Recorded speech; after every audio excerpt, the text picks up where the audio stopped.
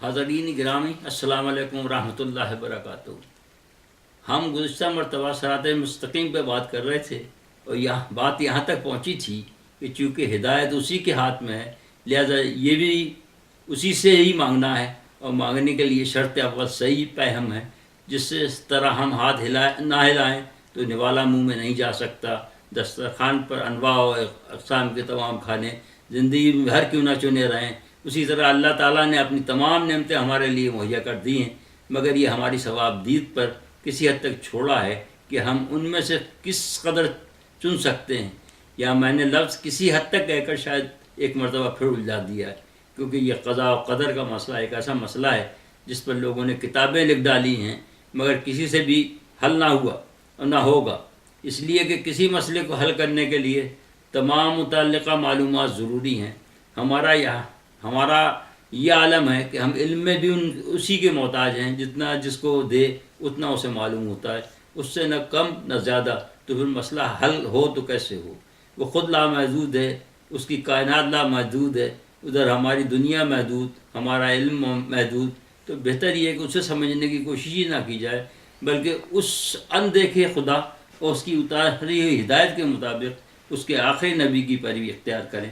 اسی لیے اسے سورہ بقرہ کے شروع میں پورا طریقہ بیان فرما دیا ہے اور فرمایا کہ ہدایت ان کے لیے ہے جو غیب پر ایمان لائیں۔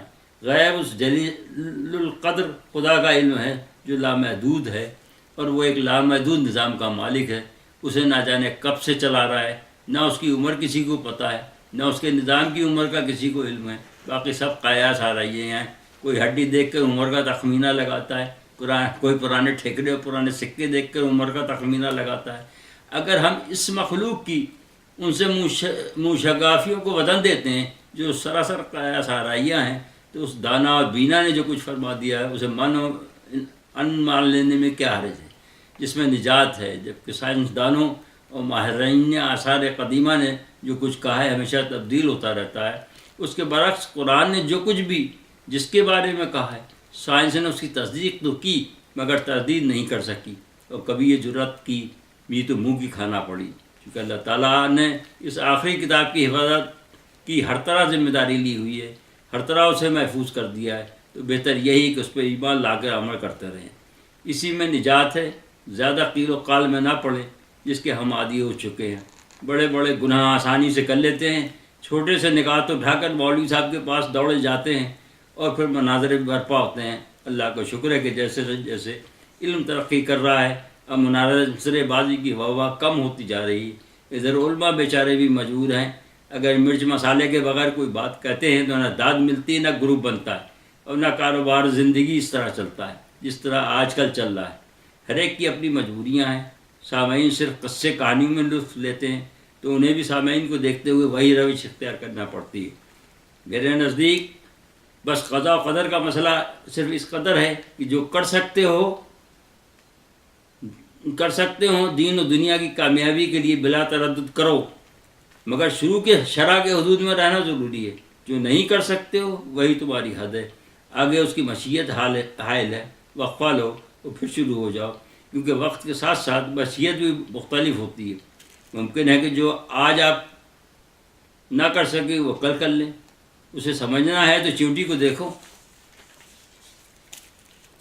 کہ ذرہ لے کر دیوار پہ چڑھتی، پھر گرتی، پھر چڑھتی، بالآخر کامیاب ہو جاتی، اور اپنی رہائش گاہ تک وہ دانہ پہنچا کر رہتی۔ اللہ چاہتا تو اس کی پہلی کوشش ہی کامیاب ہو جاتی، اتنا اسے ہلکان کرنے کی ضرورت کیا تھی؟ مگر اس کا جواب ہمارے پاس نہیں ہے، صرف اس کے پاس ہے جو عالم الغیب ہے۔ ہمیں تو صرف ساحل پر پہنچنے کی امید رکھتے ہوئے ہاتھ پیر ماننے ہیں۔ اگر تھک کر رک گئے یا کسی کی کوشش ہی نہیں کی تو سمندر کی تہہ میں بیٹھ جائیں گے، کیونکہ اگر آپ ہاتھ پیر نہ ماریں تو سمندر ساحل پر پہنچاتا تو ہے مگر زندہ انسانوں کو نہیں، البتہ مردہ لاشیں تھپڑے دے کر ساحل پر پھٹک دیتا ہے۔ میرے خیال میں ہر دانش مند اپنی جد و جہد کے ذریعے زندہ رہنا پسند کرتا ہے، نہ کہ لہروں کے رحم و کرم پر۔ اس کے باوجود بھی آپ مسئلے کو سمجھنا چاہیں تو میں مختصر سمجھا دیتا ہوں، لیکن اس سے پہلے ہی ذہن نشین کر لیجئے کہ میں جو تمثیل سمجھانے کے لیے جا رہا ہوں وہ اصل سے کوئی مطابقت نہیں رکھتی، کیونکہ قرآن میں اس کے ہاتھوں کا ذکر ہے، اس کے پیروں کا ذکر ہے، پنڈلی کا ہے، کانوں کا ہے. یہ سب کیا ہے؟ صرف ہمیں سمجھانے کے لیے. ورنہ اللہ محدود کا کوئی اعضا ہمارا جیسا نہیں ہو سکتا، اور اس کا تو جسم ہی نہیں ہے. مگر ہماری بینائی محدود ہے، ہماری سماعت محدود ہے، ہماری پہنچ محدود ہے.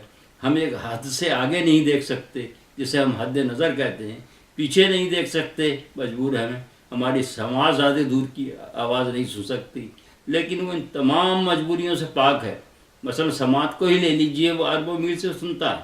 ہم 10-15 لوگ ایک ساتھ بولیں تو کنفیوز ہو جاتے ہیں، لیکن وہ اربوں خربوں مخلوق کی بائک وقت سنتا ہے. یہ وضاحت اس لیے ضروری تھی کہ جو میں مثال دینے جا رہا ہوں وہ بالکل نہ مماثلت رکھتی ہے، نہ ہی چسپاں ہو سکتی ہے، لیکن اس نے سمجھانے کے لیے خود ہی مثالیں استعمال کی ہیں تاکہ ہم سمجھ سکیں. جیسے کہ جب ہم جنت کہتے ہیں تو ہماری سمجھ میں ایک ایسا مقام آتا ہے جو قرآن کی زبان میں ہرا بھرا ہو، جہاں نہریں بہہ رہی ہوں. مگر جنت کی حقیقت میں جائیں، اس جیسا باغ جس میں یہ تمام صفات ہوں نہ کہیں ہے، نہ انسان بنا سکتا ہے.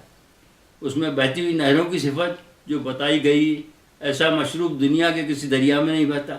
لیکن یہ سب کچھ ہمیں سمجھانے کے لیے اللہ تعالیٰ نے ہماری تشبیہات استعمال کی ہے تاکہ ہم سمجھ سکیں. ورنہ وہ بے مثل ہے، اس کا کوئی مثل نہیں. اب میں وہ مثال پیش کرتا ہوں. ایک شخص ہے، اس کے پاس زمین کا ایک ٹکڑا بھی ہے، ایک بھینس بھی ہے. اس کا اپنا اور اس کے خاندان کا گزارا اسی پر ہے. وہ اس قطع اراضی پر کاشت کرتا ہے تاکہ وہ بڑا ہو اور بھینس کے سال بھر کے پیٹ بھرنے کے کام آئے. ابھی وہ اگ رہا ہے، بھینس چاہتی ہے کہ میں آج ہی چل لوں. اس کے لیے رسی بھی توڑاتی ہے، شور بھی کرتی ہے، کیونکہ سامنے ہری بھری کھیتی ہے. وہ سوکھا کھا کر تنگ ہو گئی ہے. اس نے بویا تو اسی کے لیے ہے، مگر اس کا منصوبہ یہ ہے یہ چارہ بڑا ہو، خوب پرواقت ہو، اور وہ کچھ ہرا بھی کھلائے، مگر زیادہ تر سوکھا ہوا اسٹاک کر لے تاکہ سال بھر کام آئے. لیکن بھینس چاہتی ہے کہ اپوئی چبا جائے، وہ کتنی کوشش کر لے. مالک کی مرضی یہ ہے کہ چارہ ہر وقت مہیا ہو، لہذا اسے کبھی اس مرحلے پہ کھانے نہیں دے گا. ورنہ بھینس تو نادانی میں چل لے گی، مگر آخر میں بھینس ہی بھوکی مر جائے گی. یہ چھوٹی سی مثال تھی، لیکن یہاں جو مالک ہے وہ کل کائنات کا مالک ہے. آج اور کل کی ضروریات کو مد نظر رکھتا ہے اور پہنچاتا ہے، جبکہ اس کی اپنی کوئی ضرورت ہی نہیں ہے. وہ تو بے نیاز ہے. اس نے ہر چیز کا ایک دوسرے پہ انحصار رکھا ہوا ہے. اسے چارہ فراہم کرنا ہے، دودھ بھی فراہم کرنا ہے، قرض کے ہر ضرورت پوری کرنی، اس طرح کہ ہر ایک کو ضروریات زندگی مل جائیں اور اس کا نظام ایسا طریقے سے چلتا رہے کہ اس کی صفت قائمہ ہے.